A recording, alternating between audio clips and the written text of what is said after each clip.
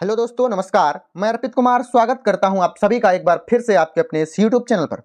हम बात कर रहे हैं प्राचीन इतिहास के सामान्य परिचय पर। सामान्य परिचय के हमने 20 प्रश्न हल किए हैं। आपका यह दायित्व तो बनता है कि आप बताएं कि 20 प्रश्नों में से आप कितने प्रश्नों को सही तरीके से हल कर पाए हैं।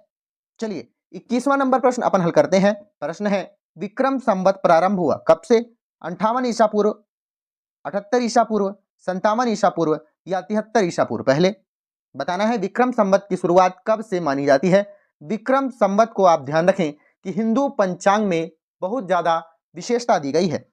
57 ईसा पूर्व पहले इस प्रश्न का सही उत्तर हो जाएगा। चलिए अगला प्रश्न है, शक संवत का प्रारंभ किस सम्राट के शासनकाल में 78 ईस्वी में किया गया है?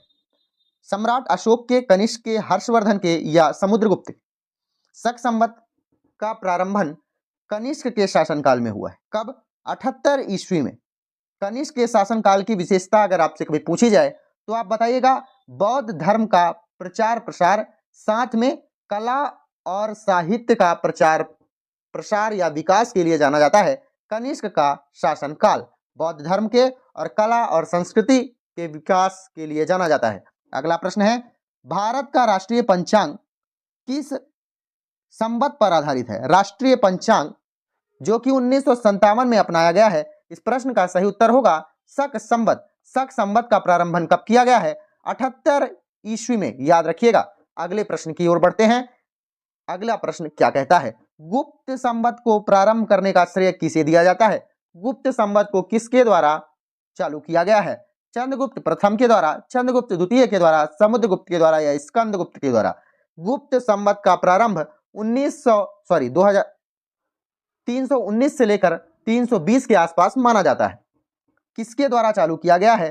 चंद्रगुप्त प्रथम के द्वारा। मतलब ऑप्शन नंबर ए इसका सही उत्तर होगा। अगला प्रश्न है, चंद्रगुप्त प्रथम ने गुप्त संवत का प्रारंभ किस उपलक्ष्य में किया है? चंद्रगुप्त ने गुप्त संवत का प्रारंभ किया 319 से 320 ईस्वी में, लेकिन किस उपलक्ष्य में किया? ऑप्शन एक है अपने राज्यारोहण के स्मारक के रूप में, या शकों के उन्मूलन के रूप में, हूणों को परास्त करने के उपलक्ष्य में, या इनमें से कोई नहीं। समुद्रगुप्त ने इन तीनों कार्यों को ध्यान से किया है। राज्यारोहण तो उनका हुआ ही है, शकों का उन्मूलन भी उनके द्वारा किया गया है, हूणों को भी उनके द्वारा परास्त किया गया है।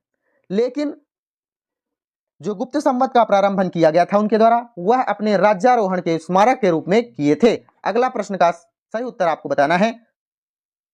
दिए गए कूट का सही उत्तर चुनना है। पहला ऑप्शन आपके सामने है, विक्रम संवत की शुरुआत 58 ईसा पूर्व से मानी जाती है। जी हाँ, 57 या 58 दोनों सही है। 58 ईसा पूर्व आप याद रखिएगा। शक संवत को सन 78 ईस्वी में प्रारंभ किया गया, बिल्कुल सही है।